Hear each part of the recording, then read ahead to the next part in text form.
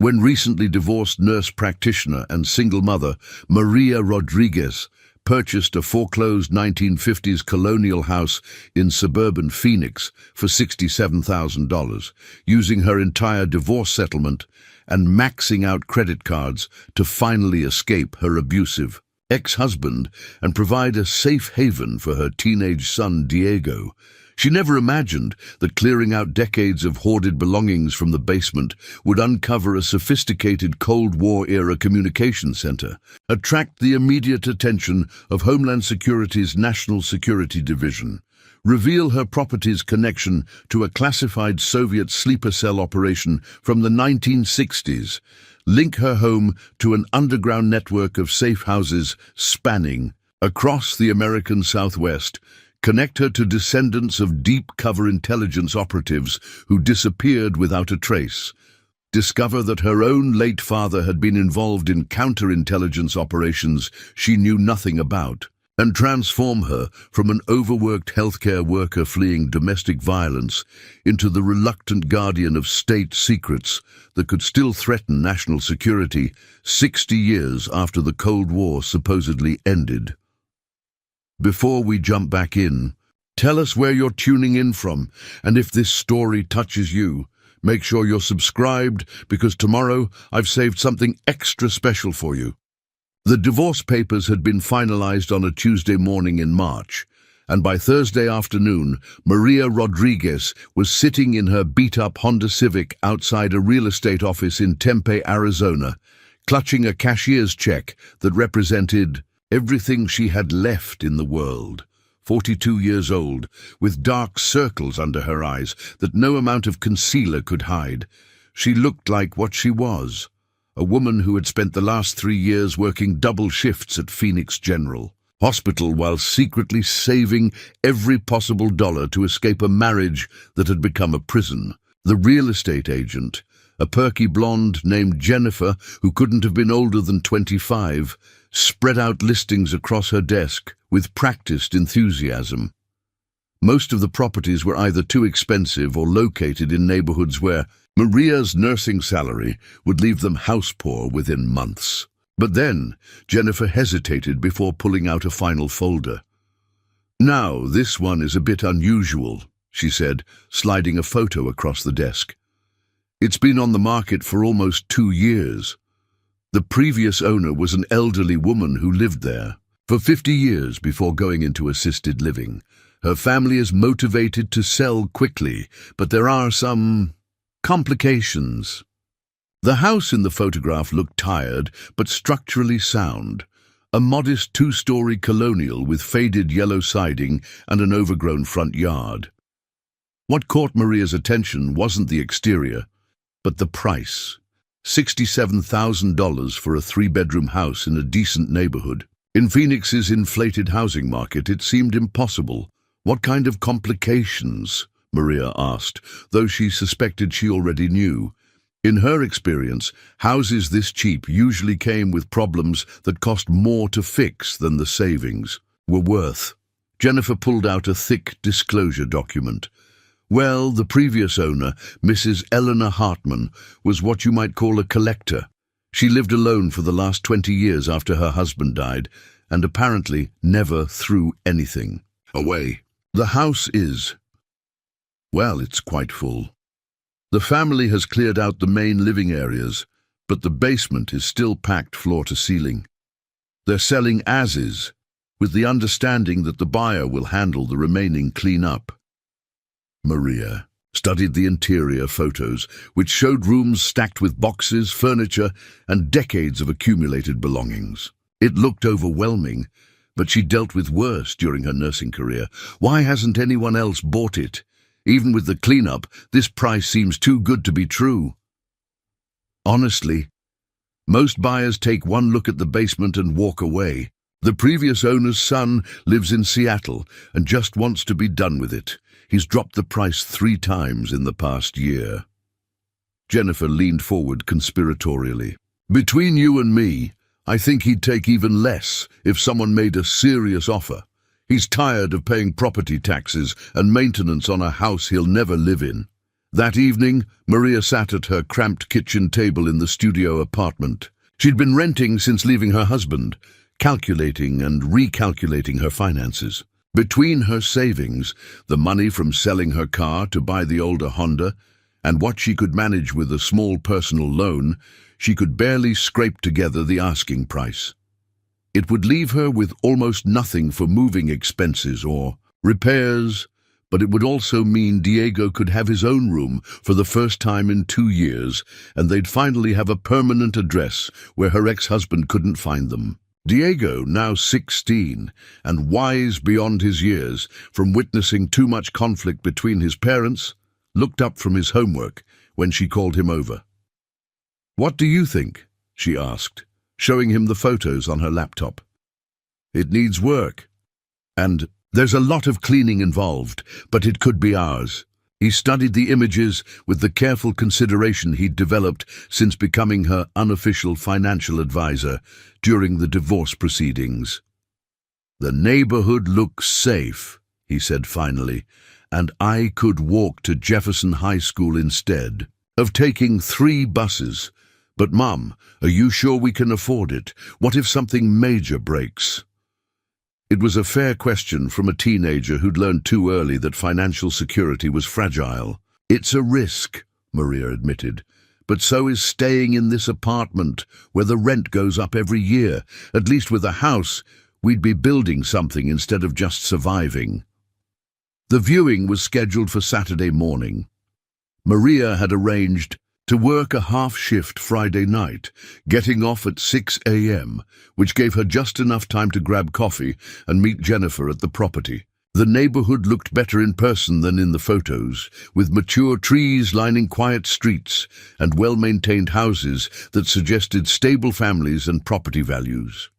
The house itself was smaller than it had appeared online, but solidly built. Eleanor Hartman's family had indeed cleared the main floor, revealing hardwood floors that needed refinishing and walls that needed paint, but no obvious structural problems. The kitchen was dated but functional, with vintage appliances that probably worked better than the modern ones in her apartment. Upstairs, the 3 bedrooms were modest but adequate, with good natural light and original fixtures that added character. Preparing and narrating this story took us a lot of time, so if you are enjoying it, subscribe to our channel. It means a lot to us. Now back to the story. "Now for the challenging part," Jennifer said as they approached the basement door. "Fair warning, it's quite overwhelming down there." The smell hit Maria first. Not unpleasant exactly, but the musty scent of decades of accumulated belongings in a space without adequate ventilation.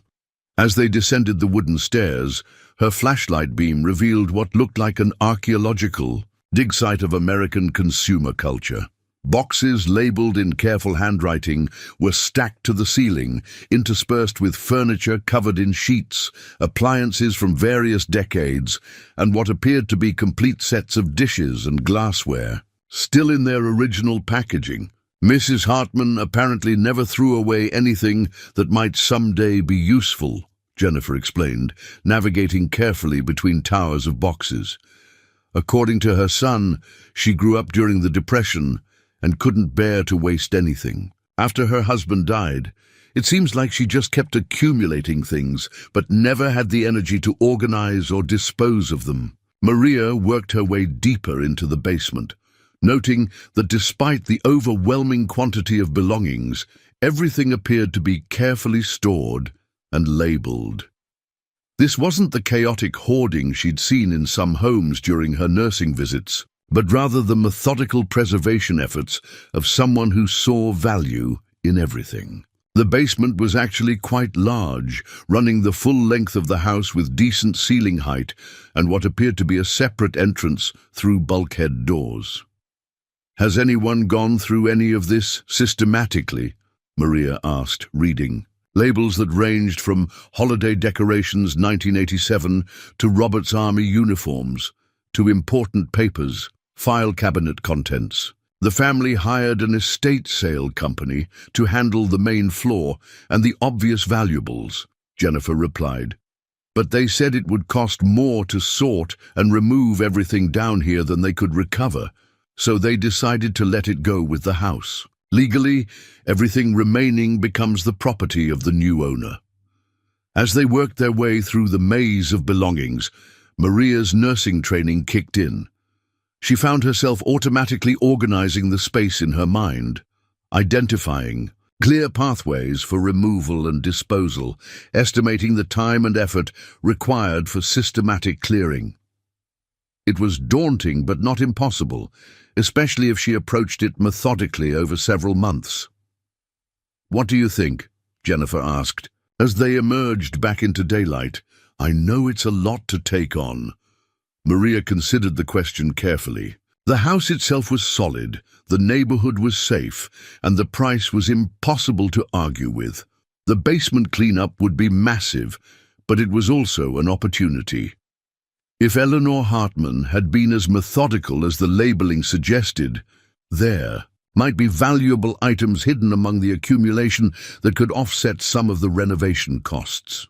"I'd like to make an offer," she said finally, "but not the full asking price.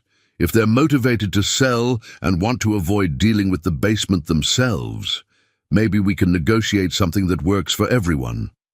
The negotiation took 3 days of back-and-forth phone calls between Jennifer and the seller's agent in Seattle. Eleanor's son, David Hartman, was indeed eager to close the deal quickly. He'd been maintaining the property for 2 years while working a demanding job in tech, and the constant stress of managing a property across multiple states was wearing on him. When Maria offered $62,000 with a quick 30-day closing and a commitment to handle all remaining belongings responsibly, he accepted immediately. "He seemed relieved more than anything," Jennifer reported, after confirming the acceptance. "He mentioned that his mother would have wanted the house to go to a family who would appreciate it, rather than to investors who might gut it for a flip." The closing process moved quickly, aided by David's eagerness to finalize the sale and Maria's pre-approval for a small mortgage to cover the difference between her available cash and the purchase price. By the end of April, she was standing in the kitchen of her own house, holding keys that represented not just property ownership, but genuine independence for the first time in her adult life. Diego's reaction to moving day was a mixture of excitement and teenage pragmatism. "It's bigger than our apartment," he acknowledged, exploring the upstairs bedrooms. "And way quieter. But Mom, that basement is going to take forever to clear out." "That's why we're going to be smart about it," Maria replied, already formulating a plan. "We'll start with one corner and work systematically. Anything obviously valuable, we'll research before deciding whether to keep, sell, or donate. Everything else gets sorted into keep, donate, or dispose. We'll make it a summer project." The first week in the house was dedicated to making the main living areas functional. Maria's nursing shifts at Phoenix General continued on their regular schedule, but her commute had actually improved with the move. Diego enrolled at Jefferson High School for the final month of his sophomore year, quickly adapting to the shorter walk and the novelty of having his own bedroom for the first time since the divorce. It was during the second weekend that Maria finally tackled the first section of the basement cleanup. She'd purchased heavy-duty work gloves, a collection of storage bins, and a label maker, approaching the project with the same methodical efficiency she used for patient care. Starting with the area closest to the stairs, she began working through boxes of what Eleanor's careful labeling identified as kitchen items, extra sets. The contents were exactly as advertised: multiple complete sets of dishes, glassware, and serving pieces, all carefully wrapped and stored. Some pieces were clearly valuable, particularly a set of vintage Pyrex bowls and what appeared to be genuine crystal stemware. Maria photographed everything systematically, planning to research values online before deciding on disposition. As she worked deeper into the basement, a clearer picture emerged of Eleanor and Robert Hartman's life together. The carefully preserved belongings told the story of a methodical couple who had lived through times when saving everything made sense, Robert's military uniforms from what appeared to be World War II and Korea were preserved in garment bags. With mothballs, Eleanor's wedding dress from 1952 was wrapped in tissue paper and stored in a cedar chest. Photo albums documented decades of holidays, vacations, and family gatherings. But it was while moving a particularly heavy box labeled Robert's Office, Technical Manuals, that Maria noticed something unusual. The box had shifted during lifting, revealing a section of the basement wall that didn't match the rest of the foundation. Where the other walls were standard concrete block construction typical of 1950s building, this section appeared to be faced with a different material that had been painted to match. Setting down the box, Maria examined the wall more carefully. The discrepancy was subtle but unmistakable once noticed. The paint color matched perfectly, but the texture underneath was different, smoother and more uniform than the rough concrete. Blocks used elsewhere. Running her hand along the edge, she could feel a slight depression that suggested this section might not be original construction. Diego, who had been helping sort through boxes of books upstairs, came down to check on her progress. "Finding anything interesting?" he asked, then noticed her focused attention on the wall. "What's wrong?" "Probably nothing," Maria replied, though her nursing training had taught her to pay attention when something didn't look quite right. "This section of wall just seems different from the rest. Could be a repair from years ago, or maybe they finished this area differently for some reason." "Should we ask the previous owners about it?" Diego suggested practically. "I'm not sure it's worth bothering them," Maria said, though she made a mental note to mention it if she needed to contact David Hartman about anything else. "It's probably just one of those quirks that old houses develop over time." As they continued working through Eleanor's systematically preserved belongings, Maria found herself increasingly impressed by the woman's organizational skills and attention to detail. Every box was properly labeled, contents were carefully protected, and there was a logic to the storage system that became more apparent as they progressed. Eleanor Hartman had clearly been someone who planned ahead and took care of her possessions. It was while moving boxes away from the unusual wall section that Diego made the discovery that would change everything. He had been tasked with relocating several boxes of Christmas decorations to create more working space when he called out from behind a stack of furniture. "Mum, you need to see this. There's something weird back here." Maria worked her way through the narrow passage between accumulated belongings to find Diego standing next to what was clearly an electrical panel, but not the main panel for the house, which she knew was located near the stairs. This panel was smaller, older, and mounted on the section of wall that had already caught her attention. "That's definitely not standard," she said, examining the panel more closely. Unlike the main electrical box, which had modern circuit breakers and clear labeling, this panel contained older-style switches and what appeared to be indicators or gauges rather than standard electrical controls. Most unusually, there was a small metal plate mounted next to the panel with numbers and letters that didn't correspond to any electrical codes she recognized. "Maybe it's for some kind of workshop equipment?" Diego suggested. "Mr. Hartman was in the military. Maybe he had a hobby that required special electrical setup." It was a reasonable explanation, but something about the panel's placement and design continued to bother Maria. The location was odd, mounted on what she was increasingly certain was not original construction. The components looked older than the 1950s era when the house was built, yet they appeared to be in remarkably good condition for their apparent age. As they continued clearing the area around the panel, more anomalies became apparent. The floor in this section was slightly different from the rest of the basement, with what appeared to be a sealed concrete pour that didn't match the original foundation work. There were also small holes drilled through the ceiling joists above. The panel, carefully sealed, but clearly indicating that wiring or other connections had once run to the upper floors. "I think we should research this before we do anything else," Maria decided. If Mr. Hartman had some kind of specialized workshop, down here there might be safety considerations we need to understand before disturbing anything. That evening, after Diego had gone to bed, Maria sat at her laptop researching vintage electrical systems and workshop setups from the 1940s and 1950s. What she found was interesting, but didn't quite explain what they'd discovered. Workshop electrical. Panels from that era were typically much simpler affairs, and the indicators she'd seen didn't match standard electrical monitoring equipment.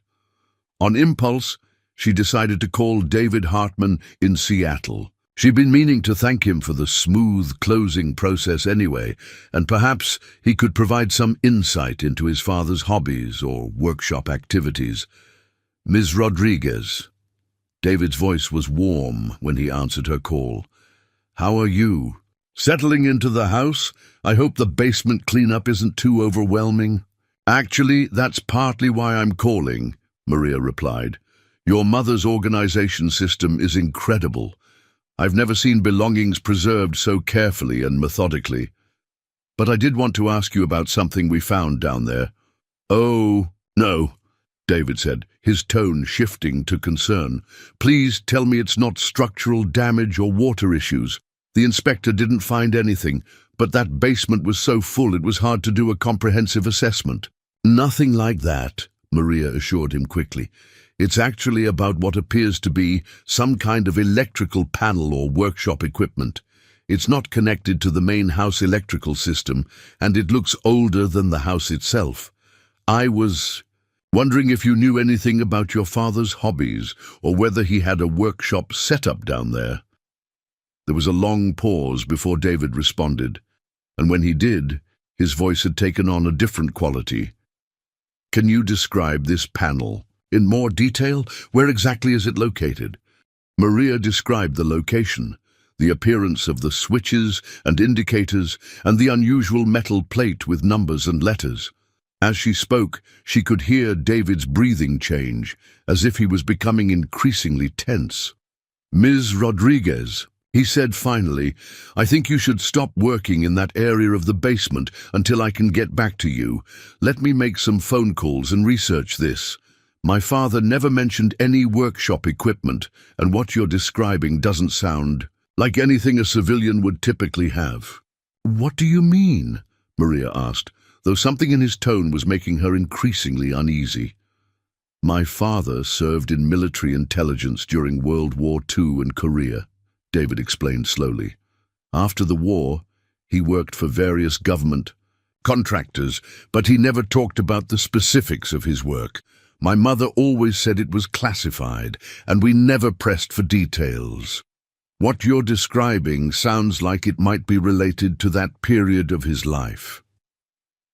After ending the call with David, Maria found herself unable to concentrate on anything else. She kept thinking about the careful way Eleanor had preserved and labeled everything else in the basement, yet this electrical panel had been hidden behind accumulated belongings rather than properly documented. If Robert Hartman had been involved in classified government work, why would equipment related to that work still be in their basement decades later? The next morning, as she prepared for her shift at the hospital, Maria made a decision that would prove to be a turning point. Instead of waiting for David to research his father's background, she would do some investigating of her own. Her lunch break provided access to the hospital's computer system, which included research databases that might contain information about government contractors and military intelligence work in the Phoenix area during the 1950s and 1960s. What she found was both fascinating and deeply concerning. Robert Hartman's name appeared in several declassified documents related to Cold War-era intelligence operations in the American Southwest. According to the records, he had worked as a technical specialist for various agencies involved in monitoring Soviet activities along the Mexican border. The documents were heavily redacted, but they clearly indicated that his work had continued well into the 1960s, long after his official military service had ended. More troubling was a reference to residential safe house operations and embedded communication systems in connection with a program designed to monitor and counter Soviet intelligence activities in the region. If the electrical panel in her basement was connected to this work, it might represent something far more significant than abandoned workshop equipment. That evening, as Maria and Diego worked on clearing another section of the basement, she couldn't shake the feeling that they were walking around something potentially dangerous, or at least politically sensitive. When David finally called back, 2 days later, his information confirmed her growing concerns. "I've been in touch with some people who knew my father's work," David said, his voice tight with stress. "Ms. Rodriguez, what you found might be part of a Cold War-era communication system that was supposed to have been decommissioned decades ago. There are people who need to know about this discovery, and they need to know soon." "What kind of people?" Maria asked, though she suspected she didn't want to hear the answer. "Government people," David replied. "The kind who take national security very seriously, even when it involves things that happened 60 years ago."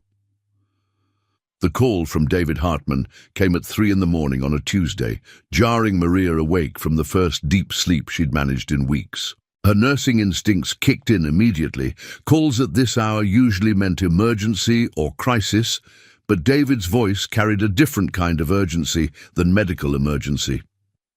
"Ms. Rodriguez, I'm sorry to wake you, but I've spent the last 2 days making calls about what you found in the basement. I need you to listen carefully and not ask questions until I'm finished." His voice was strained, professional in a way that reminded Maria of the doctors she worked with when delivering difficult diagnoses. "My father's work wasn't just government contracting. He was part of something called Operation Safeguard, a Cold War program that established monitoring stations in private residences across the Southwest. What you found isn't abandoned equipment. It's a fully functional intelligence communication system that was never properly decommissioned." Maria sat up straighter in bed, her mind immediately racing to implications she didn't want to consider. "David, what exactly are you telling me?" "I'm telling you that your basement contains equipment that's still connected to networks the government considers active and classified. I'm telling you that people with very serious security clearances are going to want to examine that equipment, and they're going to want to do it soon." He paused, and she could hear papers rustling in the background. "I'm also telling you that my father apparently left behind documentation that was supposed to have been transferred to government custody when he died, and that documentation might be hidden somewhere in the house." "Hidden where?" Maria asked, though part of her already suspected the answer. "We don't know, but Ms. Rodriguez, there are people who have been looking for this particular safe house location for 30 years. The program files were damaged in a fire at the archives in 1987, and several sites like yours were lost in the bureaucratic shuffle. If your basement contains what I think it does, you've stumbled onto something that could rewrite the history of Cold War intelligence operations." After David hung up with promises to call back within 24 hours, Maria found herself unable to return to sleep. She made coffee and sat at her kitchen table, staring out at the quiet suburban street and trying to process the reality that her desperate search for affordable housing had connected her to state secrets and classified operations. The irony wasn't lost on her. She'd bought this house to escape complications and create stability for her family, only to discover that she'd purchased someone else's carefully preserved secrets.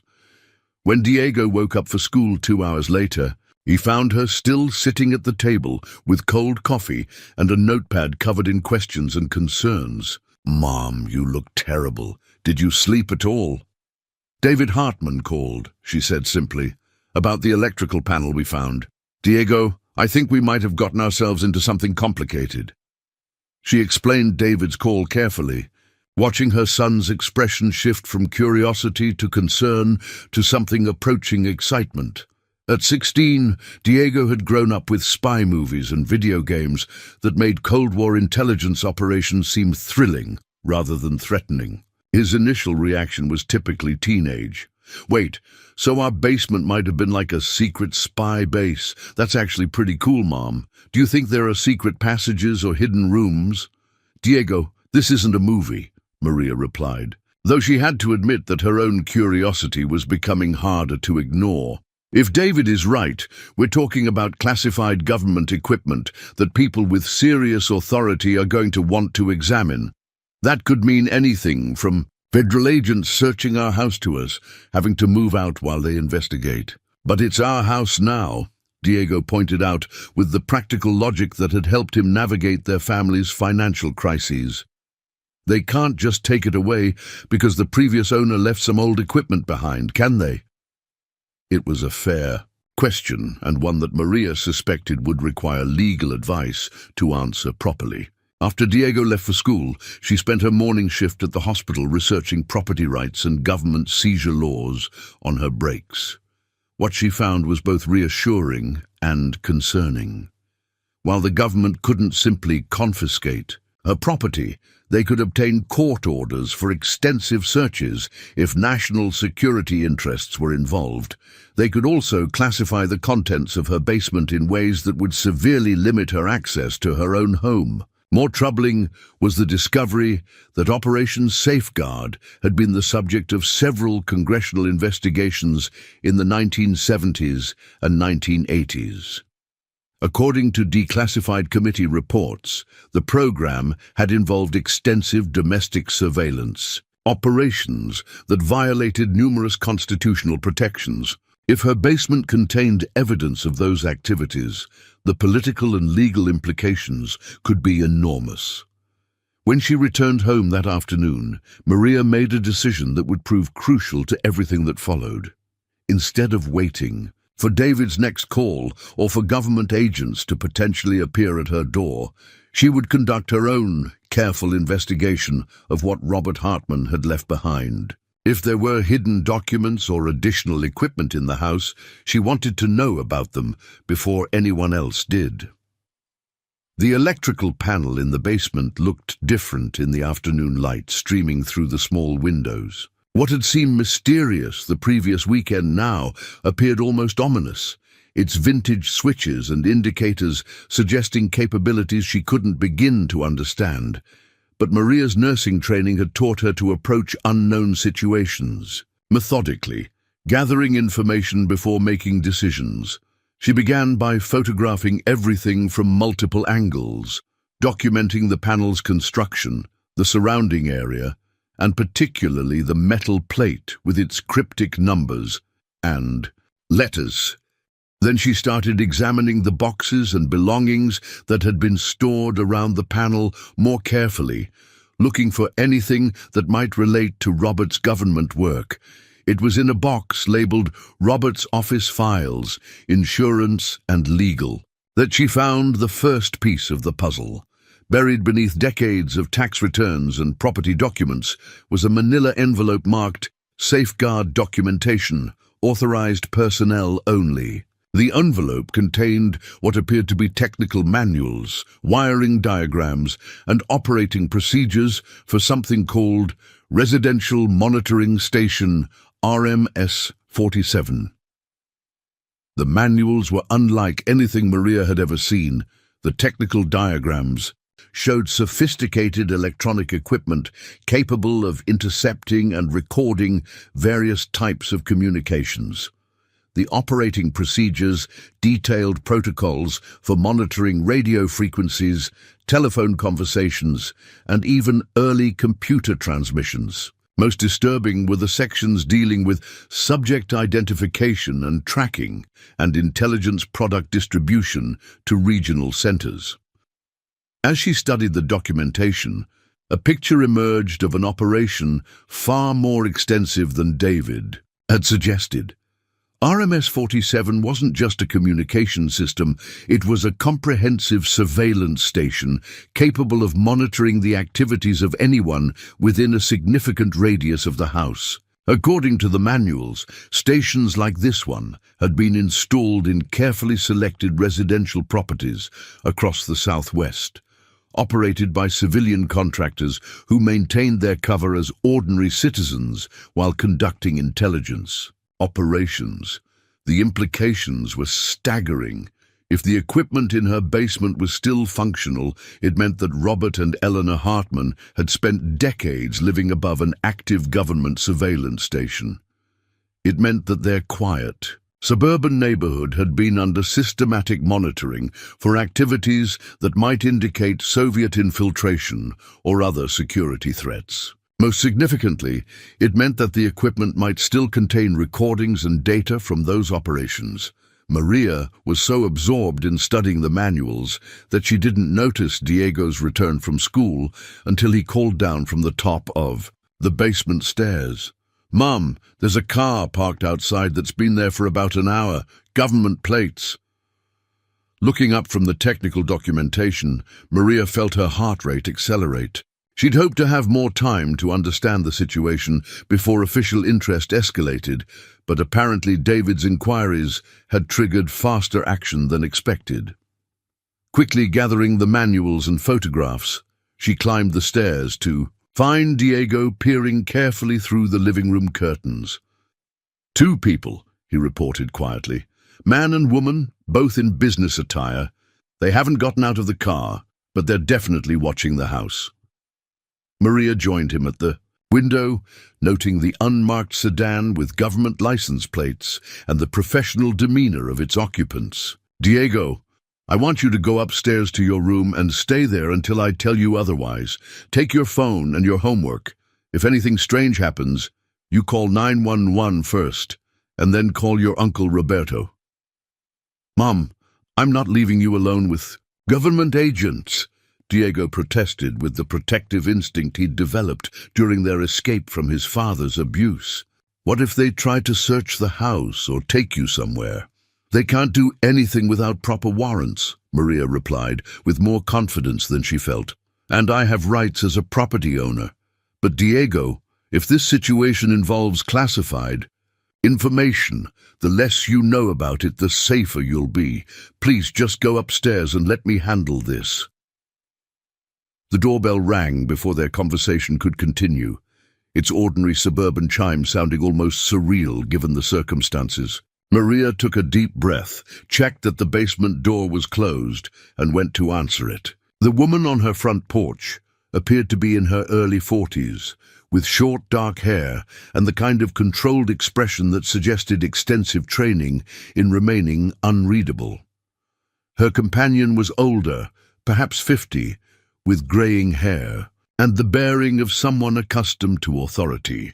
Both displayed credentials, identifying them as agents of the Department of Homeland Security. "Ms. Rodriguez, I'm Agent Sarah Chen, and this is Agent Michael Torres," the woman said, her tone professional but not threatening. "We'd like to speak with you about some historical features that may have been discovered in your recently purchased property." "Historical features?" Maria replied carefully, though she suspected the euphemism wasn't meant to deceive anyone. "What kind of historical features would interest Homeland Security?" "May we come in?" Agent Torres asked already, scanning the visible portions of her house with the automatic assessment of someone trained in security evaluation. This conversation would be better conducted privately. Maria considered her options. She could refuse entry without a warrant, but that would likely escalate the situation and potentially bring more official attention. She could cooperate fully and hope that transparency would work in her favor, but that would mean revealing the documentation she'd discovered before she fully understood its implications. Or she could cooperate partially, acknowledging what was already known while protecting what might still be secret. "Of course," she said, stepping aside to let them enter. "Can I offer you coffee? And may I ask how you learned about my property?" "Coffee would be appreciated," Agent Chen replied, settling into the living room with the practiced ease of someone comfortable in unfamiliar environments.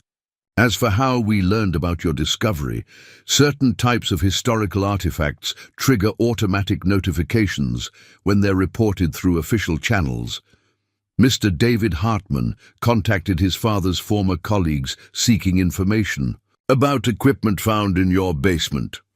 Agent Torres remained standing, his attention divided between the conversation and a systematic visual assessment of the house's layout and features.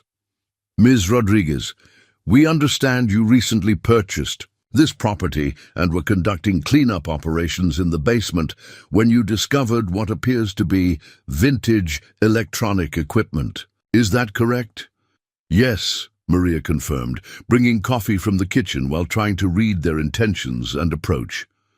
I found what looks like an old electrical panel that doesn't seem to be connected to the house's main electrical system. David Hartman suggested it might be related to his father's work with government contractors during the Cold War. That's essentially correct, Agent Chen confirmed.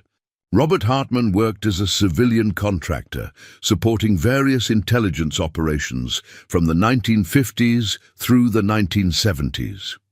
What you've discovered appears to be equipment from a program called Operation Safeguard, which established monitoring capabilities in residential locations throughout the Southwest. Agent Torres moved to the window, his attention apparently focused on the street outside, but Maria suspected he was also listening carefully to her responses. Ms. Rodriguez, what we need to determine is whether this equipment remains functional, and whether it contains any data or materials that might still be classified. This isn't about taking your property or disrupting your life unnecessarily, but we do need to understand what we're dealing with. I appreciate that, Maria replied, though she noticed that neither agent had mentioned the documentation she'd discovered or asked whether she'd found anything beyond the electrical panel itself. What would this assessment involve? Initially, a technical inspection of the equipment to determine its current status and capabilities, Agent Chen explained. If necessary, we might need to bring in specialists to safely evaluate any stored data or recordings. Depending on what we find, there could be additional steps, but we'd work with you to minimize disruption to your family. The conversation was interrupted by the sound of Diego's footsteps on the stairs, followed by his voice calling down, "Mom, should I start dinner, or are you going to be busy for a while?" Agent Torres looked toward the stairway with renewed attention. "You have children living here?" "One son, Diego. He's 16, Maria replied, suddenly realizing that Diego's presence might complicate whatever assessment the agents were planning. "Is that going to be a problem?" "Not necessarily," Agent Chen said, though she exchanged a meaningful glance with her partner. "But if we do need to conduct technical assessments, we'd want to ensure appropriate safety protocols for everyone in the household." "What kind of safety protocols?"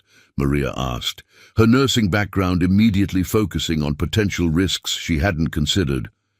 "Is there something dangerous about this equipment?" Cold War-era electronic equipment can contain components that are potentially hazardous if not handled properly, Agent Torres explained. Additionally, if the equipment has been monitoring radio frequencies for decades, there could be stored data that includes recordings of private conversations or other sensitive information. We'd want to ensure that any assessment is conducted with appropriate legal and privacy protections. After the agents left with promises to return the following day with technical specialists, Maria found herself facing a decision that would determine how the rest of this situation unfolded. She could continue cooperating fully, trusting that government agencies would respect her property rights and handle any discoveries appropriately. Or she could take steps to protect her own interests by learning more about what Robert Hartman had left behind before allowing others to control the investigation. Diego joined her in the kitchen as she prepared dinner, his expression serious, beyond his years. "Mom, I heard most of that conversation. Are we in trouble?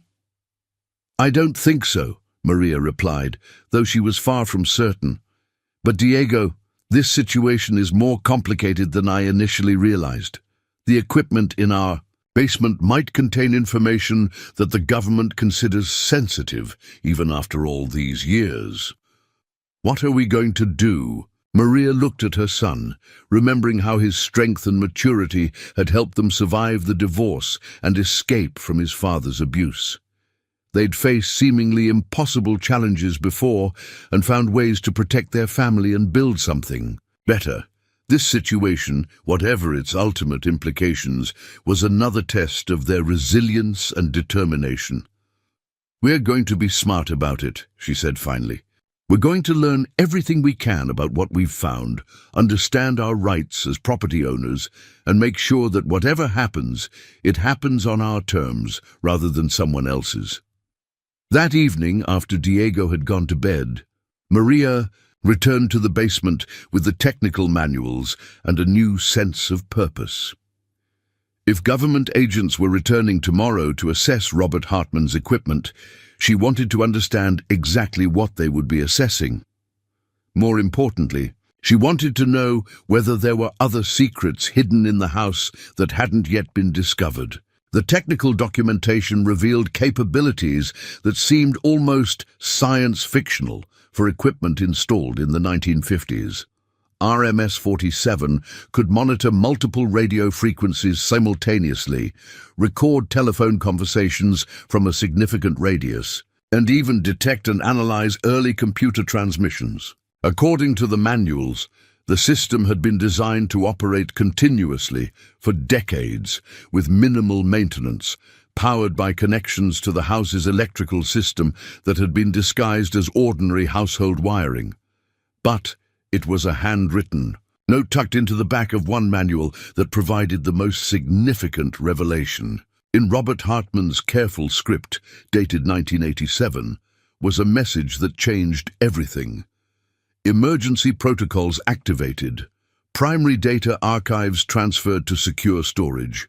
Location documentation sealed in agreed location pending authorized retrieval. EH has been briefed on emergency procedures, but not on storage locations. System to remain dormant until proper authorization received.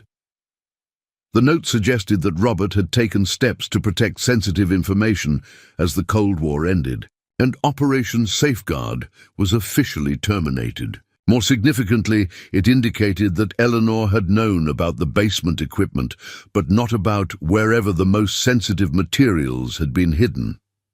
If Robert had followed standard intelligence protocols, that secure storage location was probably somewhere else in the house, waiting to be discovered by someone with the right knowledge and authorization. As Maria sat in her basement, surrounded by decades of carefully preserved belongings and evidence of a secret life that the Hartmans had maintained for over 30 years, she realized that her search for simple housing stability had connected her to something far more significant. The government agents returning tomorrow wouldn't just be assessing old equipment. They'd be looking for intelligence archives that could reveal decades of domestic surveillance activities. But they would be looking in a house that now belonged to a single mother who had already proven she could fight for her family's security and independence. Whatever secrets Robert Hartman had left behind, whatever complications the government assessment might bring, Maria was determined that the outcome would serve her family's interests rather than simply accommodating official convenience. The exhausted nurse, who had purchased a foreclosed house to escape domestic violence, was about to become the guardian of state secrets that could rewrite Cold War history. And this time, unlike her marriage or her financial struggles, she would be negotiating from a position of ownership rather than desperation. The technical specialists arrived at 7:30 the next morning in a convoy that transformed Maria's quiet suburban street into something resembling a crime scene investigation. 3 unmarked vans, 2 sedans, and what appeared to be a mobile. Command unit lined the street, while neighbors peered from windows and gathered in small groups on sidewalks, their morning routines disrupted by the sudden federal presence. Agent Chen knocked on Maria's door precisely at 8, accompanied by a man in his 50s who introduced himself as Dr. James Reacher, a specialist in Cold War-era surveillance technology. Behind them, teams of technicians were already unloading sophisticated equipment that looked far more advanced than anything Maria had imagined would be necessary for assessing vintage electronics. Ms. Rodriguez, I want to assure you that we'll make every effort to minimize disruption to your home and routine, Agent Chen said as they gathered in the living room. Dr. Reacher will be conducting the technical assessment, and we've brought our own power sources and equipment to avoid any interference with your household systems. Dr. Reacher, whose academic demeanor contrasted sharply with the federal agent's professional intensity, spread several technical diagrams across Maria's coffee table. What you've discovered is quite remarkable from a historical perspective, he explained, his enthusiasm barely contained. RMS-47 represents some of the most advanced surveillance technology of its era. If it's remained functional, it could provide unprecedented insights into Cold War intelligence operations. And if it contains recorded data, Maria asked, remembering the technical manual's references to continuous monitoring capabilities. That's where things become complicated, Agent Torres interjected, joining the conversation from his position monitoring the street. Any recordings would likely include private conversations from your neighbors over several decades. There are significant privacy and legal issues to consider, even with material this old.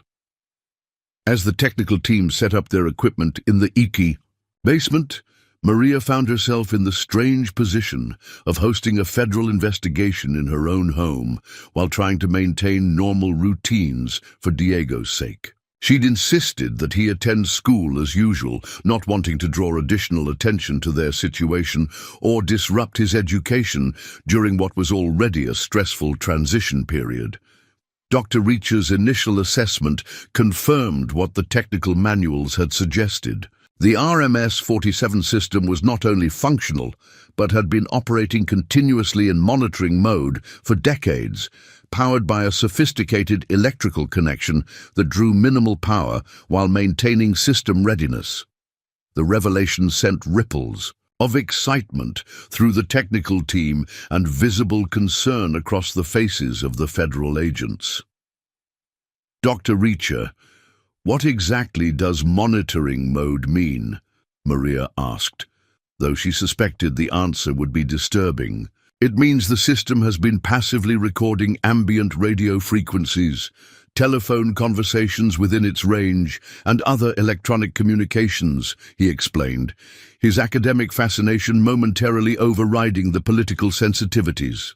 Based on the technical specifications, this system could have captured communications from a radius of approximately 2 miles, including your entire neighborhood and several adjacent areas. Agent Chen immediately stepped forward. Dr. Reacher, let's focus on the technical assessment rather than speculating about operational capabilities. But the damage was done. Maria realized that for 30 years after Robert Hartman's death, the surveillance system had continued operating automatically, recording the private conversations and activities of hundreds of families who had no idea they were being monitored. The legal and ethical implications were staggering, and she was now the property owner responsible for equipment that had been conducting domestic surveillance without authorization or oversight. How much data are we talking about? She asked, dreading the answer. Based on the storage systems visible in the initial assessment, potentially several terabytes of audio and communication data spanning from the 1970s through the present, Dr. Reacher replied, before Agent Chen could intervene. The system appears to have been designed with remarkable storage capacity for its era. The technical assessment continued throughout the morning, with specialists documenting every component of the RMS-47 system, while federal agents maintained careful oversight of the process. Maria found herself caught between fascination and horror as the scope of Robert Hartman's surveillance capabilities became clear. This wasn't just Cold War-era equipment, preserved as historical artifacts. It was an active intelligence operation that had continued decades beyond its intended mission. It was while the technical teams worked in the basement that Maria made a discovery that changed the entire dynamic of the investigation. Following her instincts as a nurse to check on areas that others might overlook, she had been systematically examining other parts of the house for any additional anomalies. In the upstairs master bedroom, behind a section of wall paneling that had always seemed slightly different from the rest, she found what Robert's handwritten note had referenced: the secure storage location for the most sensitive Operation Safeguard materials. The hidden compartment was accessed through a mechanism so simple that it had remained undetected for decades. A specific sequence of pressure points on the wall paneling, described in Robert's emergency protocols note, revealed a space containing multiple file cabinets, communication equipment, and what appeared to be backup recordings from not just RMS-47, but from other surveillance stations throughout the Southwest. The documentation in the hidden compartment was comprehensive and damning. File after file detailed surveillance operations that had monitored American citizens with minimal oversight or justification. Lists of subjects of interest included civil rights activists, anti-war protesters, labor organizers, and anyone whose political activities had attracted government attention during the turbulent decades of the Cold War. But it was a personal file labeled Rodriguez Maria Elena that stopped her cold. The file, dated just 3 months earlier, contained detailed information about her divorce proceedings, her purchase of the house, her employment at Phoenix General Hospital, and even Diego's school records and academic performance. Someone had been investigating her thoroughly before she'd ever discovered the basement equipment. The implications hit her like a physical blow. The coincidence of finding this particular house, the unusual eagerness of David Hartman to sell. Quickly, even the specific timing of her discovery, none of it had been accidental. Someone had been orchestrating events to ensure that the right person would purchase the house and discover the surveillance equipment. Someone who could be controlled or managed more easily than a random buyer. Maria's hand shook as she photographed the contents of the hidden compartment with her phone, her nursing training helping her maintain focus despite the emotional impact of realizing she'd been manipulated. The file on her family contained assessments of her character, her political views, her financial vulnerabilities, and her psychological profile compiled from sources she couldn't begin to identify. But there was something else in the file that transformed her fear into determination. A notation in the margin, written in handwriting she didn't recognize, stated, "Subject demonstrates exceptional resilience and protective instincts regarding family security. Ideal candidate for controlled discovery scenario. Recommend proceeding with acquisition facilitation." They had targeted her specifically because they believed she could be controlled. Someone had orchestrated her purchase of this house because they thought a single mother fleeing domestic violence would be grateful enough and intimidated enough to cooperate with whatever they wanted. They had fundamentally misunderstood who they were dealing with. The sound of footsteps on the stairs interrupted her discovery. Agent Chen appeared in the bedroom doorway, her expression shifting from routine monitoring to sharp attention as she noticed the open wall compartment and the files spread across the floor. "Ms. Rodriguez, what have you found?" Agent Chen asked, her tone carefully neutral but her body language indicating heightened alertness. "Evidence that this entire situation has been orchestrated," Maria replied, her voice steady despite the anger building inside her. "Evidence that someone has been investigating my family for months, manipulating events to ensure I would purchase this specific house and discover this specific equipment. Agent Chen moved closer, her eyes scanning the visible files and documentation. Ms. Rodriguez, I need you to step away from those materials. If they contain classified information, unauthorized access could create serious legal complications for you. Legal complications? Maria stood, facing the federal agent, with the same determination that had carried her through medical school as a single mother and enabled her to escape an abusive marriage. Agent Chen, someone manipulated me into buying this house. Someone has been surveilling my family without authorization.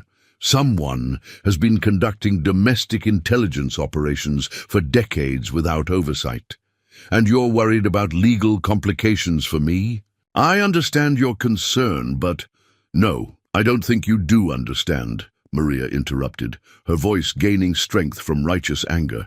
I bought this house to provide stability and safety for my son after escaping domestic violence. I used every dollar I had and went into debt to create a secure home for my family. Now I discover that not only have we been living above active surveillance equipment, but that our entire situation was orchestrated by people who thought they could control me. Agent Torres appeared in the doorway, drawn by the escalating tension. What's the situation here? The situation is that your operation has been exposed, Maria replied, turning to face both agents. The situation is that I found documentation proving that my family has been targeted and manipulated. The situation is that I'm not the cooperative victim you apparently expected. Dr. Reach's voice called up from the basement, interrupting the confrontation. Agent Chen, you need to see this immediately. We found something in the primary data storage that changes everything. The discovery in the basement was as shocking as what Maria had found upstairs, but in a different way. Dr. Reach's analysis of the RMS-47 data storage had revealed that the system had been compromised years earlier. Someone had been accessing the surveillance recordings remotely, downloading massive amounts of data without authorization from any known government agency. The access logs show regular downloads beginning in 2018, Dr. Reacher explained, his academic excitement replaced by obvious concern. Someone with sophisticated technical capabilities has been stealing surveillance data collected over decades. We're talking about communications from thousands of families, government officials, military personnel, anyone who lived or worked within the system's range. Agent Chen's professional composure finally cracked. Dr. Reacher, are you telling us that classified surveillance data has been stolen and we don't know by whom? That's exactly what I'm telling you, he confirmed. Whoever gained access has been systematically downloading historical recordings and real-time monitoring data. Based on the volume of transfers, they've probably acquired communications from the entire operational period of this station. The technical revelation combined with Maria's discovery of the orchestrated nature of her house purchase created a crisis that extended far beyond a simple historical assessment. The RMS-47 station hadn't just been an abandoned Cold War relic. It had been an active intelligence asset that someone had been exploiting for years, while government agencies remained unaware of its continued operation. Agent Torres immediately began making urgent phone calls, while Agent Chen tried to manage the crisis of realizing that their routine assessment had uncovered evidence of a major security breach. Meanwhile, Maria found herself in possession of documentation that proved her family had been targeted as part of a larger operation that someone had been running independently of official government oversight. But it was Diego's unexpected return from school that provided the key insight that would ultimately resolve the crisis. He arrived home to find federal agents in crisis mode, technical specialists documenting evidence of data theft, and his mother holding files that contained detailed surveillance records of their family. "Mom, why is there a file with our names on it?" he asked, reading over her shoulder with the quick comprehension that had helped him excel academically despite their family's challenges. Because someone has been watching us for months, planning this whole situation, Maria replied, her protective instincts focusing on ensuring Diego understood the gravity of their situation without becoming frightened. Diego studied the file contents with the analytical thinking that had made him her trusted advisor during their financial and legal challenges. But Mom, look at the dates on these surveillance reports. They all stopped 3 weeks ago, right after we moved in and found the basement equipment. His observation sent a chill through the room. The surveillance of their family had ended precisely when they discovered the RMS-47 system, suggesting that someone had been monitoring their activities until the moment when federal agents became involved. Whoever had been stealing data from the surveillance station had been using their family's situation as cover for their own operations. "Agent Chen," Maria said, her voice carrying new authority born from understanding the full scope of what had been done to her family. "I think it's time we discussed what my cooperation with your investigation is going to cost." "Ms. Rodriguez, I'm not sure I understand what you mean. I mean that my family has been manipulated, surveilled, and used as unwitting cover for what appears to be a major intelligence operation. I mean that someone orchestrated our purchase of this house because they thought we would be controllable. Victims, I mean that my cooperation with your investigation is no longer a courtesy. It's a negotiation between equal parties."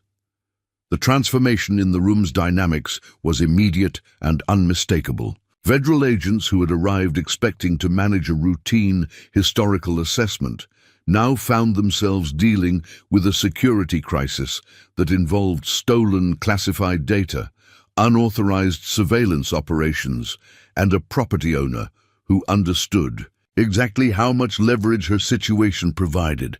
"What are you proposing?" Agent Chen asked carefully. "I'm proposing that we work together to identify who has been stealing surveillance data and using my family as cover," Maria replied. "I'm proposing that you provide my family with full protection and compensation for the disruption to our lives.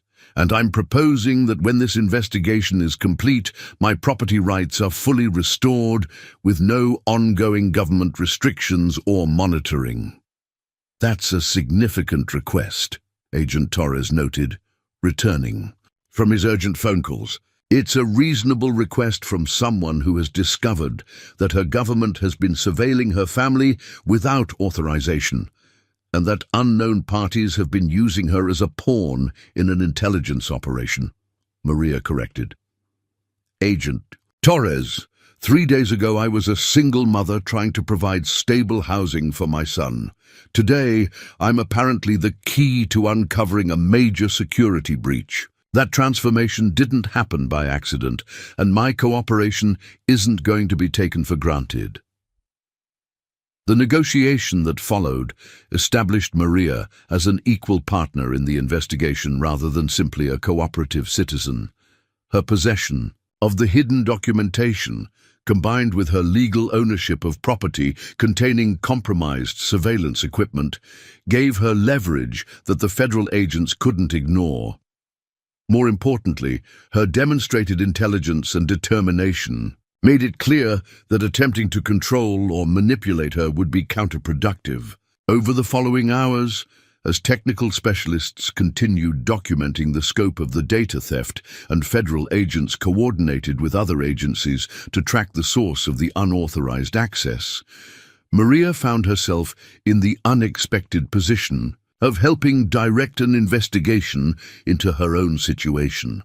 Her nursing background's emphasis on systematic analysis and attention to detail proved invaluable in identifying patterns and connections that others had missed.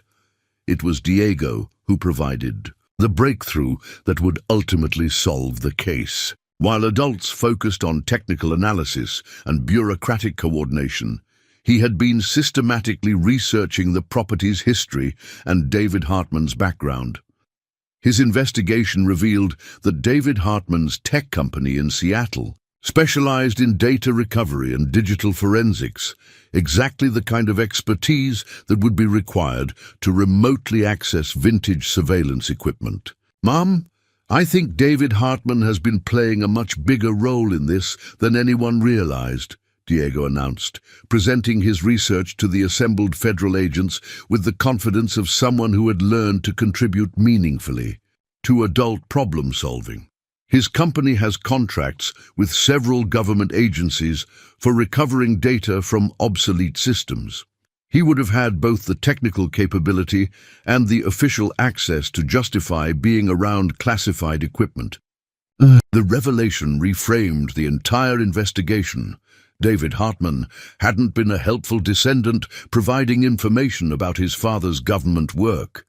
He had been a sophisticated operator, using his legitimate business and family connections to steal decades of surveillance data. His eagerness to sell the house to Maria hadn't been motivated by simple convenience, but by the need to create a cover story for the discovery of equipment he had been secretly exploiting.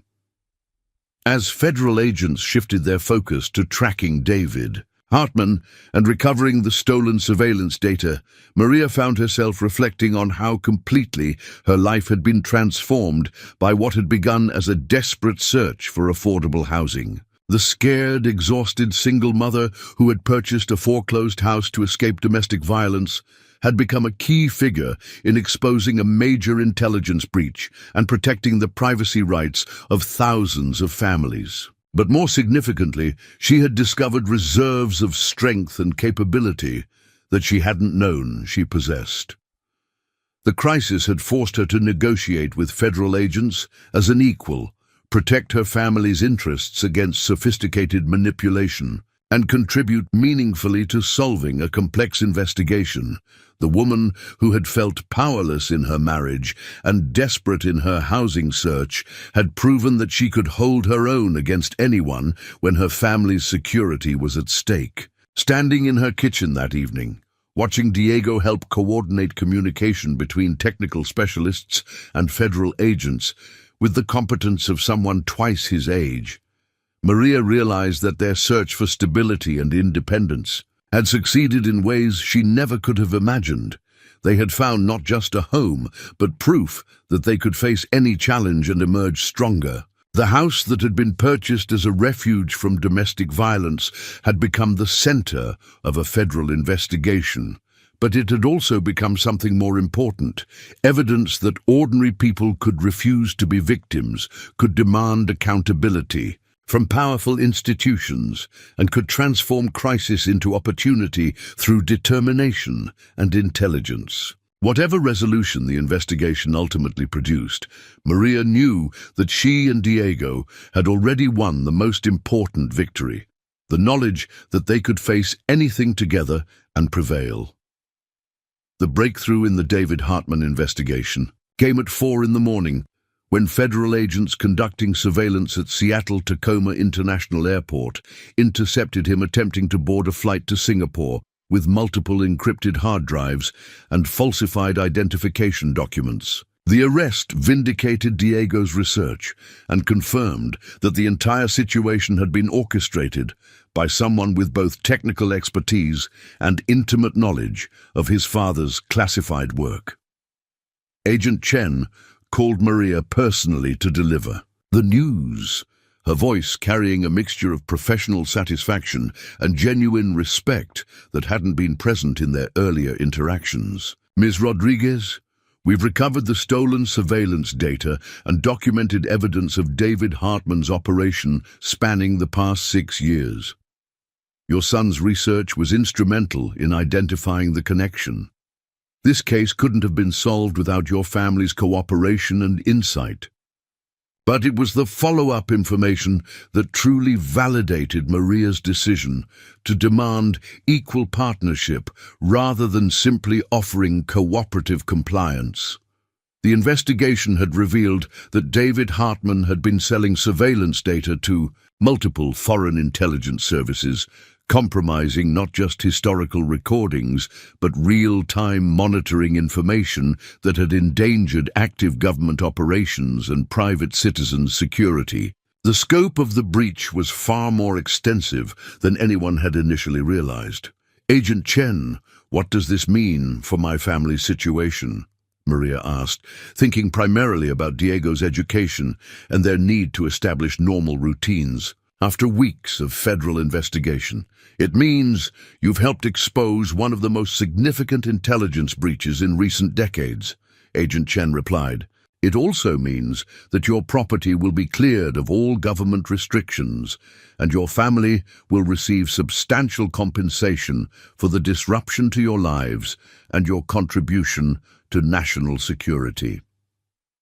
The compensation discussion that followed exceeded anything Maria had imagined possible when she'd first negotiated for equal treatment in the investigation. The federal government, eager to avoid public scrutiny of an operation that had involved decades of unauthorized domestic surveillance, offered a settlement that would eliminate her mortgage, fund Diego's college education, and provide long-term financial security for their family.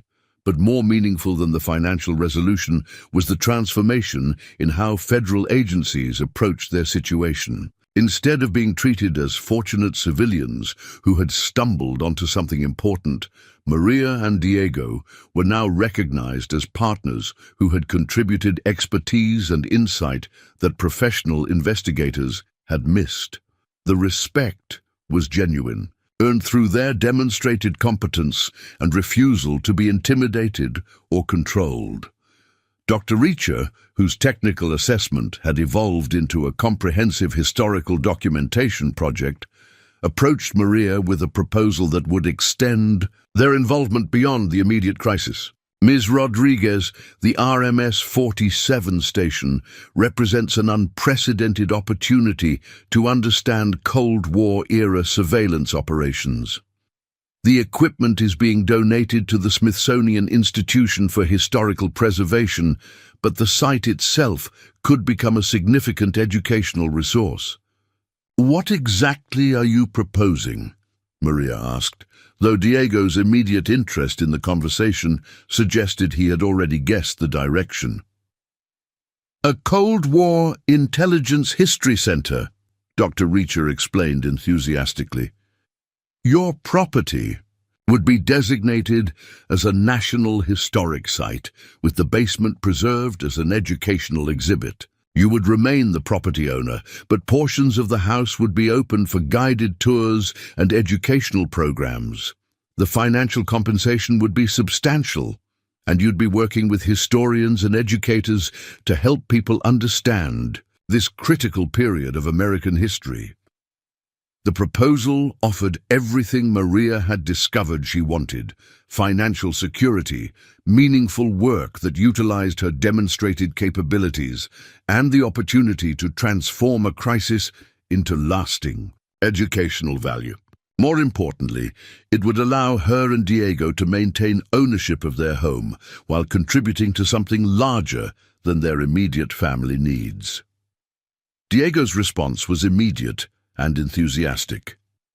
"Mum, we could develop educational programs for high school students about intelligence history and civil liberties. I could work on the technical demonstrations while you handle the historical context and visitor education. It would be like having our own family business, but one that actually matters to society." The transformation from desperate housing search to National Historic Site curator represented a journey that Maria could never have imagined when she first called about the foreclosed property listing. But as she considered the proposal, she realized that every step of the process had revealed capabilities and interests she hadn't known she possessed. The crisis had forced her to develop skills in negotiation, investigation, historical analysis, and public advocacy that perfectly suited her for the role Dr. Reacher was describing. The establishment of the Cold War Intelligence History Center took 6 months of planning and coordination between multiple federal agencies, historical societies, and educational institutions. During that period, Maria completed specialized training in historical preservation and museum education, while Diego worked with technical specialists to develop interactive demonstrations of surveillance technology and its social implications. The media attention that accompanied the site's official designation brought unexpected opportunities and challenges. News outlets from around the country covered the story of a single mother who had purchased a house to escape domestic violence, and ended up exposing a major intelligence breach while helping preserve important historical artifacts. The coverage attracted visitors, donors, and educational partnerships that exceeded all initial projections. But the most meaningful recognition came from the families whose privacy had been protected by Maria's refusal to allow the surveillance data to be exploited further. Letters and emails arrived from neighbors who had lived near the RMS 47 station for decades without knowing their conversations were being recorded, expressing gratitude that someone had fought to ensure the stolen data was recovered and destroyed, rather than continuing to circulate among foreign intelligence services. One letter from an elderly woman who had lived 3 blocks away for 40 years particularly moved Maria. Dear Ms. Rodriguez, my late husband and I raised 5 children in this neighborhood, never knowing that our private family conversations were being recorded by government equipment. When I learned about the surveillance, I felt violated and angry. But knowing that you fought to protect our privacy and ensure those recordings were destroyed has restored my faith that ordinary citizens can still hold powerful institutions accountable. Thank you for refusing to be intimidated and for protecting families you've never met. The educational programs that Maria and Diego developed together became models for other historical sites dealing with sensitive intelligence history. Their approach balanced historical accuracy with respect for privacy rights, helping visitors understand the complexity of Cold War security concerns while acknowledging the constitutional and ethical problems with domestic surveillance operations. Diego's contributions to the center exceeded what anyone had expected from a teenager. His technical presentations about surveillance equipment helped visitors understand both the remarkable engineering achievements and the social implications of widespread monitoring technology. His research skills, proven during the investigation, made him an effective educator who could explain complex historical and technical concepts to diverse audiences. More importantly, their partnership in developing the center strengthened their relationship as mother and son, while demonstrating that families could work together to create something meaningful beyond their immediate survival needs. The scared teenager who had helped his mother escape domestic violence had become a confident young man who could address congressional committees about intelligence oversight and educational policy. The first anniversary of the center's opening was marked by a ceremony that brought together federal officials, historians, educators, and community members to celebrate both the historical preservation achievement and Maria's personal transformation. Senator Patricia Williams, chair of the Senate Intelligence Committee, delivered remarks that explicitly acknowledged Maria's role in exposing the intelligence breach and protecting citizens' privacy rights. Ms. Rodriguez represents the best of American civic engagement, Senator Williams stated. When confronted with evidence of government overreach and private exploitation, she didn't retreat or defer to authority. She demanded accountability, insisted on equal treatment, and contributed her own expertise to solving a complex problem. Her example reminds us that democracy depends on citizens who refuse to be passive when their rights and security are threatened. The recognition was gratifying, but Maria found the most satisfaction in the daily work of education and historical preservation. Visitors to the center ranged from school groups learning about constitutional rights to researchers studying intelligence history to families who wanted to understand how government surveillance had affected their communities. Each tour and educational program reinforced her sense that the crisis had ultimately produced something valuable for society.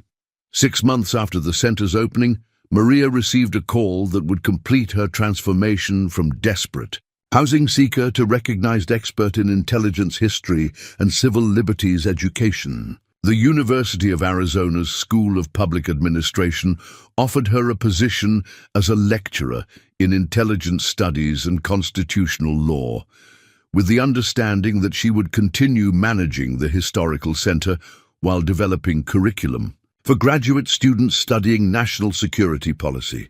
The academic appointment represented validation of expertise she had developed through experience rather than formal training.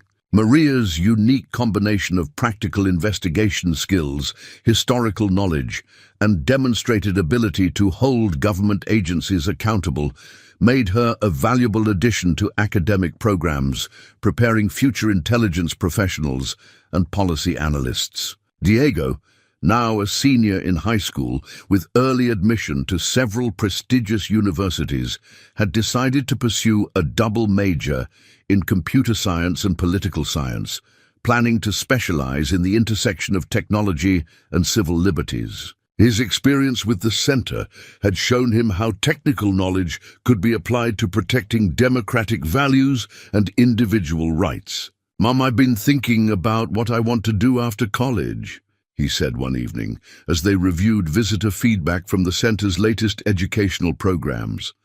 "I want to work on developing technology systems that protect privacy while still allowing legitimate security operations. The surveillance equipment in our basement represents everything that can go wrong when there's no oversight or accountability. I want to help design systems that prevent those problems." His career goals reflected the lessons they had both learned about the importance of citizen engagement and technical expertise in protecting democratic institutions. The frightened teenager who had helped clear boxes from a basement had become someone who could envision contributing to national security policy while protecting individual rights. As Maria prepared for her first semester as a university lecturer, she reflected on the journey that had brought her from a desperate search for affordable housing to recognition as an expert in intelligence accountability and historical preservation. Every challenge had revealed capabilities she hadn't known she possessed, from negotiating with federal agents to developing educational curricula to managing a national historic site. The house that had been purchased as refuge from domestic violence had become a center for education about government accountability and citizen rights. The basement that had seemed like an overwhelming cleanup project had contained secrets that led to exposing major intelligence breaches and protecting thousands of families' privacy. The financial desperation that had driven her to consider a foreclosed property had ultimately produced security and meaningful work beyond anything she could have imagined. But the most significant transformation was personal. The woman who had felt powerless in her marriage and desperate in her housing search had discovered that she could face any challenge with competence and determination. The single mother who had worried about providing stability for her son had, instead, provided him with experiences and opportunities that would shape his entire future. Standing in her kitchen on a quiet Sunday morning, reading applications from students who wanted to intern at the center and reviewing research proposals from historians studying Cold War surveillance operations, Maria realized that their search for basic housing security had evolved into something far more meaningful, a family legacy of refusing to accept powerlessness and finding ways to transform crisis into opportunity. The foreclosed house with the overwhelming basement had become their platform for contributing to historical understanding, democratic accountability, and civil liberties protection. The surveillance equipment that could have been used to exploit their situation had instead become the foundation for educating others about the importance of citizen vigilance and government transparency. Diego, now preparing for college, with scholarships funded by his contributions to the center's educational programs, approached her with the morning newspaper. "Mom, there's an editorial about the center in the Washington Post. They're calling our work a model for how historical sites can address complex intelligence history while respecting privacy rights." The recognition was meaningful, but Maria found equal satisfaction in the quiet daily work of education and historical preservation. Every visitor who left the center with a better understanding of their constitutional rights, every student who learned to think critically about the balance between security and privacy, every family who discovered that ordinary citizens could hold powerful institutions accountable represented a small victory for democratic values. The exhausted nurse practitioner who had purchased a foreclosed house to escape domestic violence had become an educator who helped others understand their power to demand accountability and protect their rights. The overwhelming basement cleanup that had seemed like an insurmountable challenge had revealed state secrets and led to exposing major security breaches. The desperate search for stability had produced not just security, but purpose and recognition that extended far beyond personal survival. As she prepared lesson plans for her university courses and reviewed applications from prospective center volunteers, Maria understood that their story represented something larger than individual success.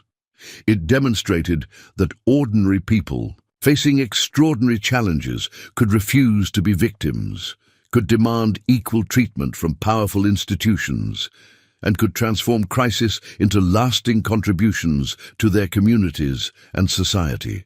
The house keys that had once represented desperate hope for basic security now unlocked a national historic site that educated thousands of visitors annually about intelligence history and constitutional rights. The single mother who had feared she couldn't provide adequate opportunities for her son had instead given him experiences that prepared him to contribute to national security policy while protecting democratic values. Their journey from housing crisis to historical preservation represented the best of American possibility. The idea that ordinary citizens could face any challenge with determination and intelligence, could hold powerful institutions accountable for their actions, and could build something meaningful from even the most difficult circumstances. The story that had begun with financial desperation and domestic violence had become a testament to the power of refusing to accept powerlessness and finding ways to transform every challenge into an opportunity for growth and contribution. The international implications of David Hartman's espionage operation emerged 3 months after his arrest, when counterintelligence agencies discovered that the stolen surveillance data had been distributed to intelligence services in 7 different countries. The scope of the breach extended far beyond what anyone had initially understood, involving not just historical Cold War recordings, but real-time intelligence that had compromised ongoing operations and endangered active assets worldwide. Maria found herself briefing senior officials at the National Security Council about the technical capabilities of the RMS-47 system and how Hartman had exploited them. The single mother who had once struggled to negotiate with hospital administrators about work schedules was now providing expert testimony to government officials responsible for protecting national security. The transformation was surreal, but her expertise had been earned through direct experience that no academic training could replicate. Ms. Rodriguez, your analysis of the surveillance equipment's capabilities has been invaluable in helping us understand the extent of the compromise, Deputy National Security Advisor Rebecca Chen explained during one particularly intense briefing session. But we need your help with something more complex. We've identified 17 other residential surveillance sites from Operation Safeguard that may still be operational and potentially compromised. We need someone with your unique combination of technical understanding and investigative skills to help assess these locations. The proposal represented a level of government trust and responsibility that Maria could never have imagined when she first purchased the foreclosed house. Federal agencies were asking her to lead a specialized team investigating Cold War surveillance sites across the Southwest, essentially making her a consultant on some of the most sensitive intelligence operations in American history. What would this assignment involve? Maria asked, though Diego's excited expression suggested he had already guessed the scope of what was being offered. A 6-month contract as a senior intelligence consultant with a team of technical specialists and historians working under your direction, Deputy Chen explained. You'd be responsible for locating and assessing the remaining Operation Safeguard sites, determining their operational status, and ensuring they're either properly decommissioned or secured against unauthorized access. The compensation would be substantial, and the work would contribute directly to protecting national security. The opportunity offered everything Maria had discovered she wanted: meaningful work that utilized her proven capabilities, financial security beyond anything she had previously imagined, and the chance to contribute to something larger than personal survival. More importantly, it would allow her to apply the investigative and analytical skills she had developed during the crisis to protecting other families from the kind of manipulation and surveillance her own family had experienced. Diego's response was immediate and characteristically insightful. "Mom, this is exactly what you've been preparing for without realizing it. Every challenge we've faced has been teaching you skills you needed for this kind of work. The divorce taught you to investigate complex legal situations and protect our family's interests. The housing crisis taught you to negotiate with powerful institutions as an equal. Finding the surveillance equipment taught you to analyze technical systems and understand their implications. You're not just qualified for this work, you're uniquely qualified." His analysis was accurate in ways that surprised Maria. The journey from desperate housing search to intelligence consultant had involved developing expertise that traditional career paths rarely provided. Her nursing background had taught her systematic analysis and attention to detail. Her divorce experience had taught her to investigate complex situations and advocate for her rights. The surveillance discovery had taught her to understand technical systems and their social implications. The federal investigation had taught her to negotiate with government agencies and contribute meaningfully to national security operations. The first Operation Safeguard site Maria's team investigated was located in a suburban neighborhood outside Albuquerque, New Mexico, where a retired aerospace engineer named Patricia Valdez had been living above an active surveillance station for 15 years without any knowledge of its existence. The parallels to Maria's own situation were striking, but the outcome was different because of the expertise and protocols Maria had developed. "Mrs. Valdez, what we found in your basement is sophisticated surveillance equipment that's been operating continuously since the 1960s, Maria explained gently, drawing on her nursing experience to deliver difficult information with empathy and clarity. The equipment has been monitoring communications in your neighborhood for decades, and we believe it may have been compromised by unauthorized parties. We're here to ensure your privacy is protected and to safely decommission the system." Patricia's reaction was a mixture of violation and relief that Maria recognized from her own experience. "Are you telling me that my private conversations with my late husband, our children, our grandchildren, have all been recorded by government equipment in my own basement?" "I'm afraid that's exactly what I'm telling you," Maria confirmed. "But I'm also telling you that we're going to ensure all those recordings are properly destroyed and that you receive full compensation for this violation of your privacy." No one should have to discover that their home has been used for surveillance operations without their knowledge or consent. The investigation of Patricia's property revealed the same pattern of unauthorized access that had characterized the Hartman operation. Someone with technical expertise and government connections had been stealing surveillance data from multiple sites, building a comprehensive database of private communications that could be used for blackmail, foreign intelligence operations, or simple criminal exploitation.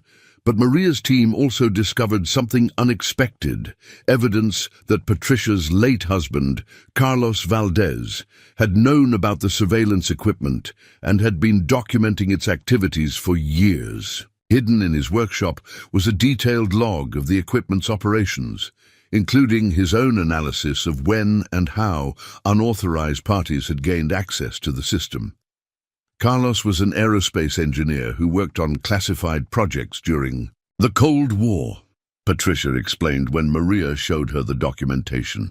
He always suspected there was something unusual about our basement, but he never told me the details. He said some things were better left undisturbed unless there was a compelling reason to investigate.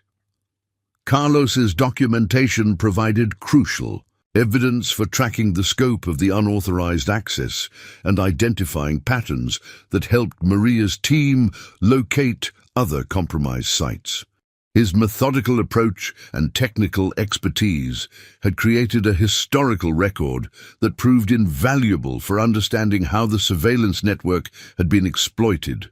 More importantly, his example demonstrated that some Cold War veterans had maintained awareness of the surveillance operations and had been quietly documenting potential security breaches for years. As Maria's team investigated additional sites, they discovered an informal network of former intelligence operatives and military contractors who had been monitoring the abandoned surveillance equipment and tracking unauthorized access.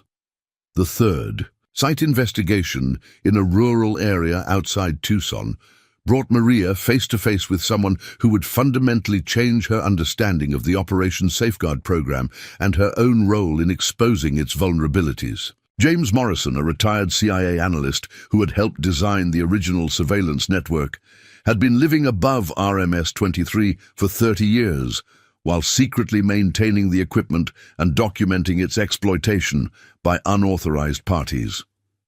Ms. Rodriguez, I've been following your work since the Phoenix discovery, Morrison said when Maria's team arrived at his property.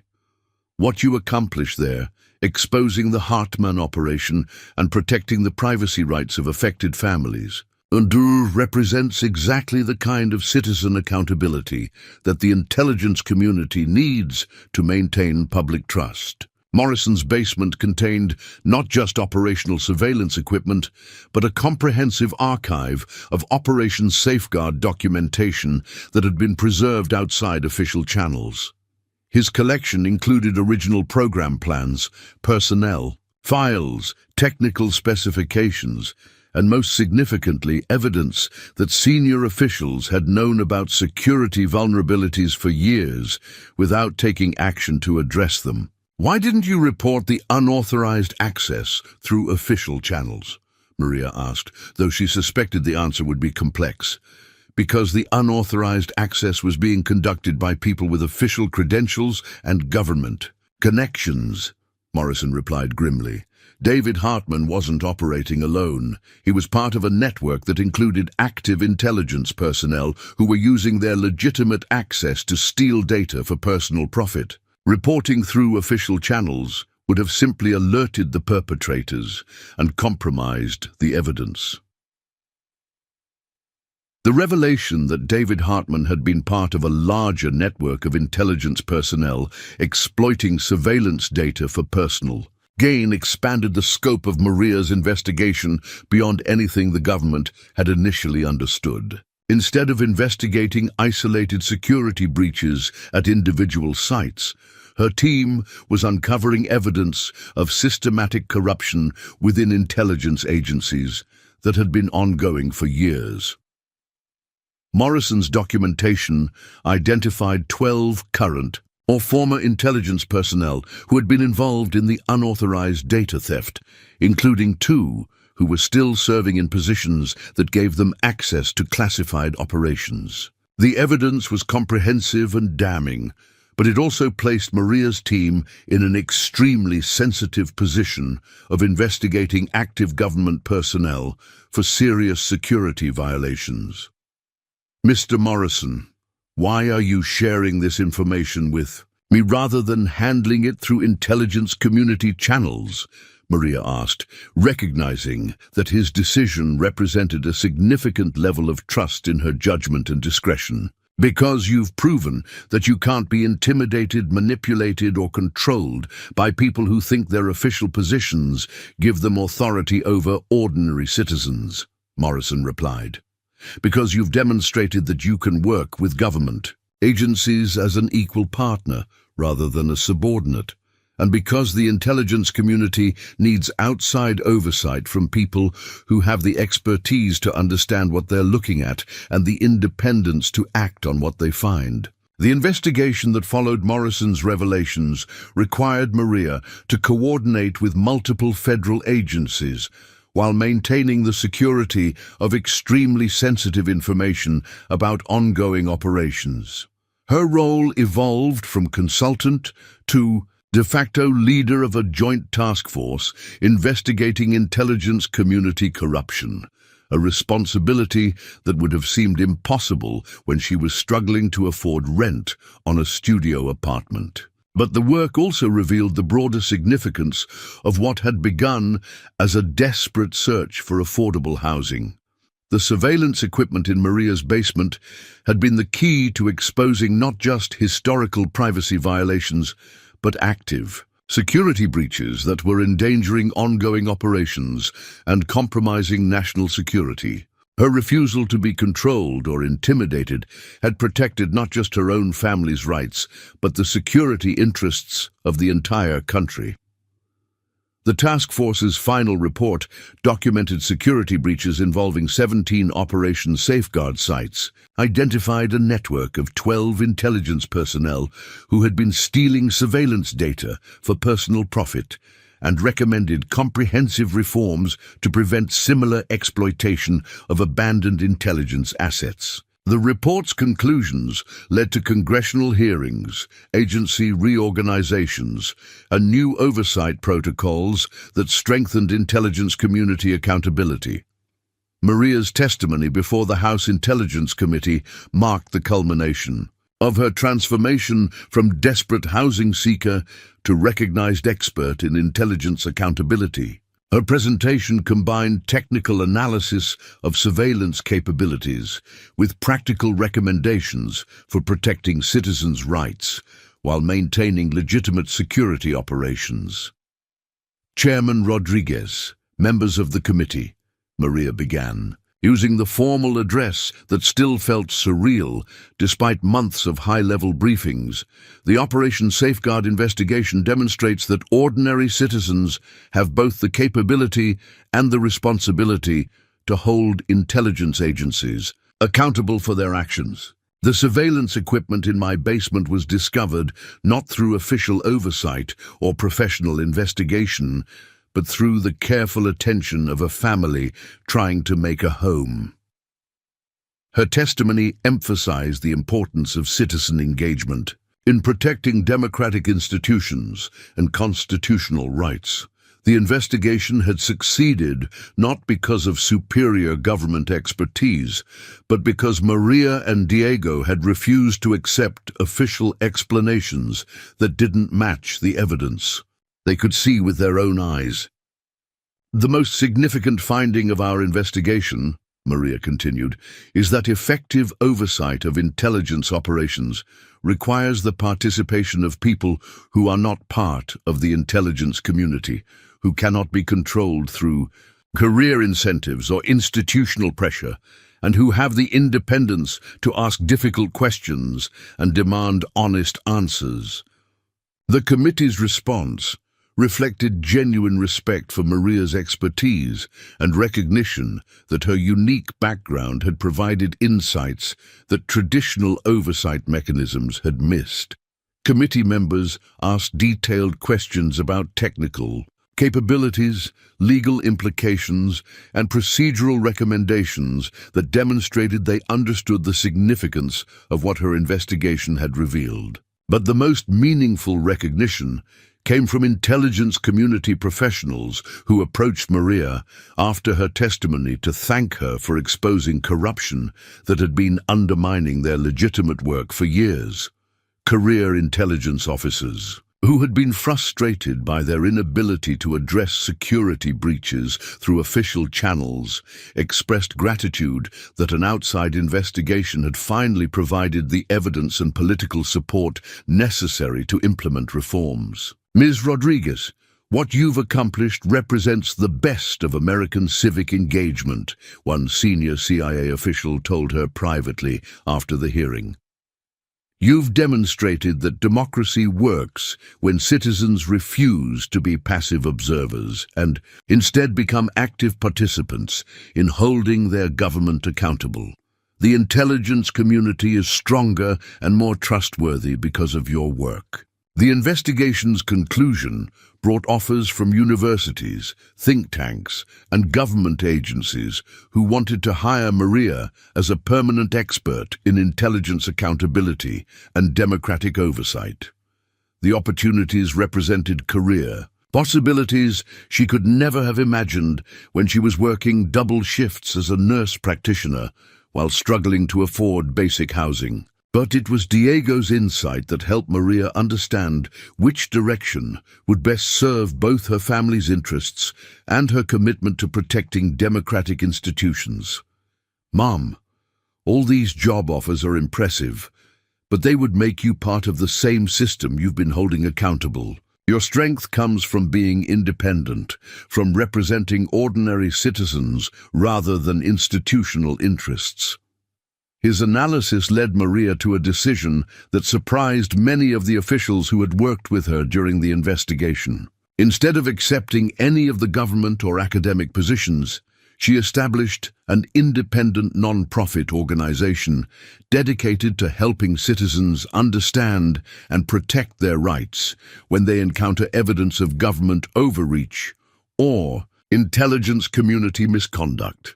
The Citizens Intelligence Accountability Project, funded through a combination of the compensation Maria had received for her investigation work and donations from privacy rights organizations, provided resources and support for ordinary people who discovered evidence of unauthorized surveillance or intelligence operations.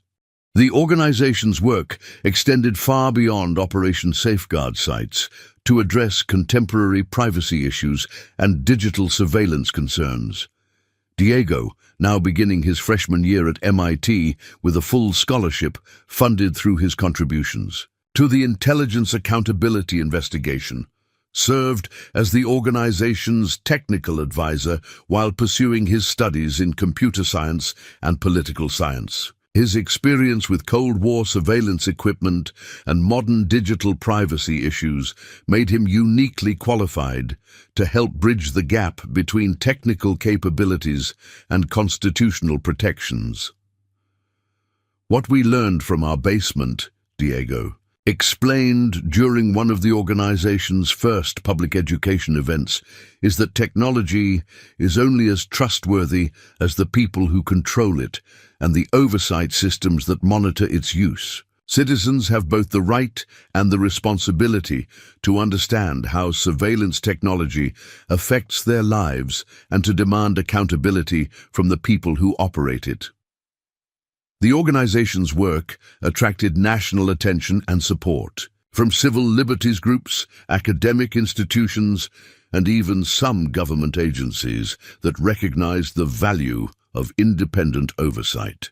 Maria found herself testifying before Congress, consulting with international human rights organizations, and developing educational programs that help citizens understand their rights and responsibilities in an era of increasing digital surveillance. But the most satisfying aspect of the work was its direct impact on individuals and families who found themselves in situations similar to what Maria and Diego had experienced.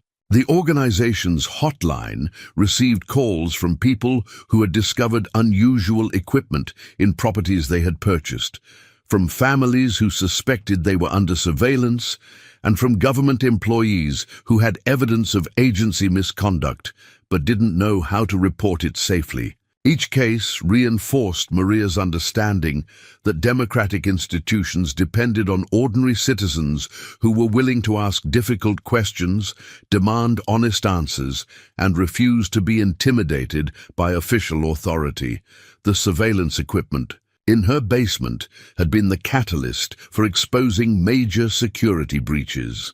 But the real victory was the demonstration that individuals could hold powerful institutions accountable when they had the courage and determination to demand equal treatment. Standing in her home office 5 years after purchasing the foreclosed house, surrounded by awards from civil liberties organizations and thank you letters from families whose rights her organization had helped protect, Maria reflected on the journey that had transformed her from a desperate housing seeker into a nationally recognized expert in intelligence accountability and democratic oversight.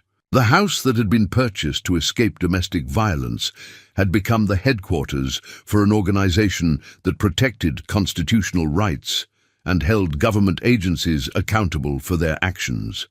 The basement that had seemed like an overwhelming cleanup project had contained the evidence necessary to expose major intelligence community corruption.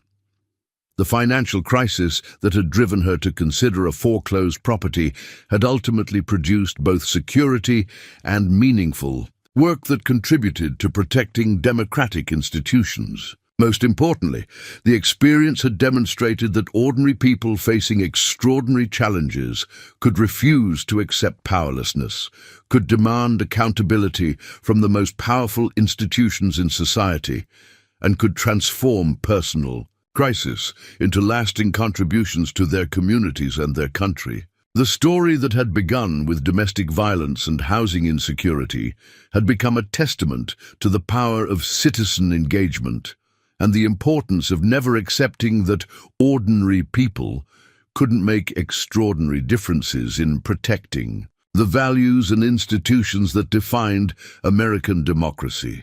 Up next, you've got 2 more standout stories right on your screen. If this one hit the mark, you won't want to pass these up.